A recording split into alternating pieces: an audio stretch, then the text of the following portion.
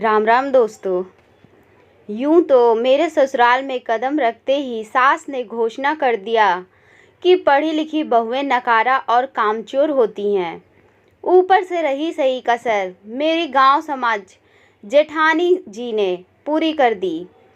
मुंह सिलकर कोल्हू के बैल की तरह घर का सारा काम करने वाली जेठानी से मेरी तुलना होनी ही थी, जिसमें मैं कहीं भी टिक नहीं सकती थी। चंद महीने में ही पूरे खानदान में सासू माँ ने कहा कि उनके पिछले जन्म के अच्छे कर्मों से मिले पुण्य के कारण बड़ी बहू मिली और मैं यानी कि छोटी बहू तो साक्षात पाप की गठरी है। एक तो मेरे पति परमेश्वर की जॉब बाहर की थी, ऊपर से उनकी शादी भी लेट हुई थी। लेट शादी होने के बाद नवविवाहिता पत्नी से 6 महीने की दूरी भला कौन बर्दाश्त करे।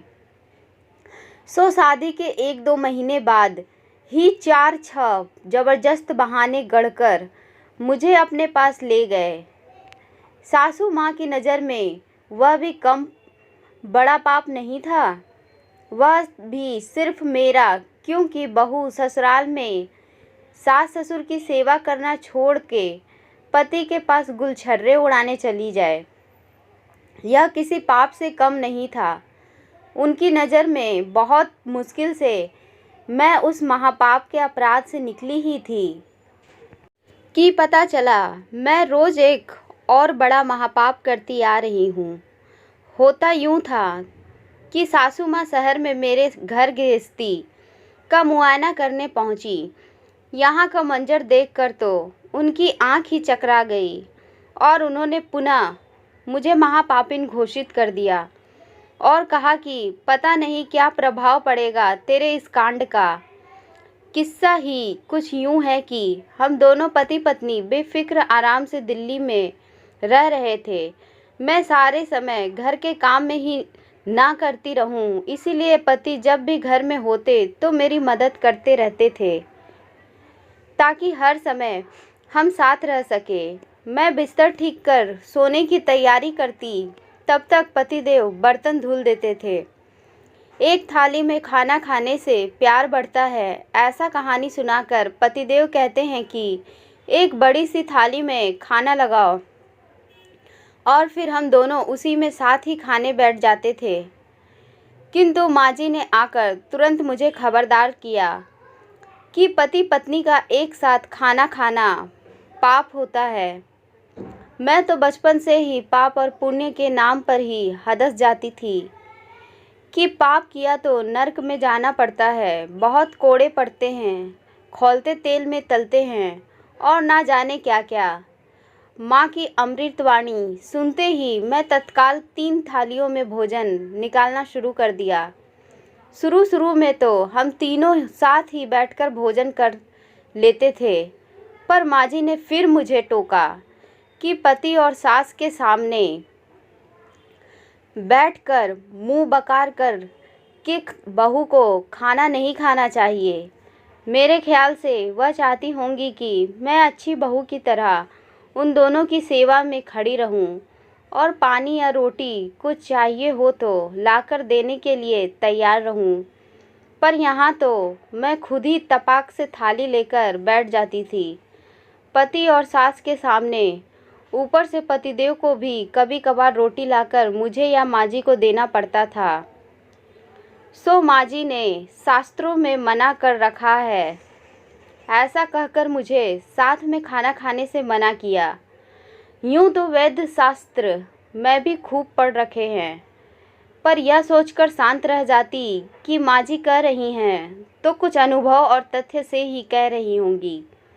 ऐसे यह ठीक ही हुआ कि उन्होंने मुझे अलग खाने को बोल दिया, क्योंकि जब से वह आई थी सारी की सारी दिनचर्या ही उलट पलट गई थी। पतिदेव अपनी प्यारी माँ को लेकर सवेरे पार्क में जाते थे। वहाँ से बातें करते वह दोनों इतनी देर करके आते कि मेरा चाव से बनाया नाश्ता ठंडा पड़ जाता था। मुझे आदत थी बनाने के बाद तुरंत गर्मा गर्म खाने की। सो मुझसे सब्र होता भी नहीं था। पहले की बात और थी। पहले तो एक टुकड़ा मेरे मुंह में तो दूसरा पति के मुंह में जाता था। साथ ही नाश्ता बनता और हाथों हाथ गर्मा गर्म खाकर ख़त्म भी हो जाता था। अब मैं अपने लिए निकाल कर खा लेती हूँ। फिर माँ बेटे आते तो गर्मा गर्म उनके लिए बनाकर परोस देती। एक दो दिन तो सब ठीक चल रहा था, पर माँ जी पूरे समय मेरे चक्कर में ही रहती हैं। या मुझे क्या पता। वह रोज़ पूछती, तुमने नहीं खाया? और मेरी बुद्धि बक्सा झट दांत निपोर कर बोल पड़ती, मैं तो कब का खा लिया। माँ जी अवाक सोचती रह जाती कि कब खा लिया। इसमें एक दिन माँ जी मेरे ताक में बैठ गई। जाने कैसे मेरे 2 प्लेट लगते ही बोल पड़ी, अपने लिए भी निकाल लेना। मैंने तपाक से कहा, मैं तो कब का खा चुकी। अब तो सुनते ही माँ जी का पारा चढ़ गया। पति और सास ने खाया नहीं और यह रोज़ पहले खा लेती है। पति को और सास को जूठी रसोई खिलाती है। सुनकर मैं तो एकदम शक पका गई। समझ में नहीं आ रहा था क्या बोलूं।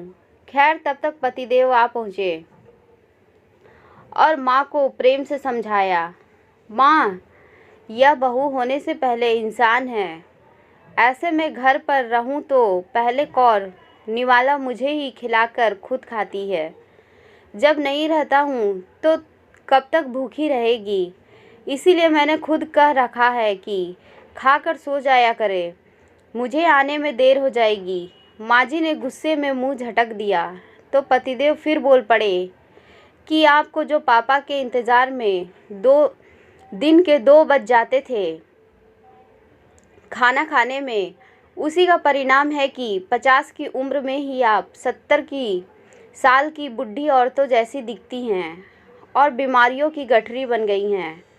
यह सब सुनकर मुझे तुरंत समझ में आ गया कि अगर मैं कभी नाश्ता बनाने या खाने में देर करूं तो यह क्यों बिगड़ पड़ते हैं और मुझे हमेशा टाइट करके रखते हैं कि नाश्ता और खाना समय पर बनाया करो और खाया करो, बाकी काम बाद में भी हो जाएंगे।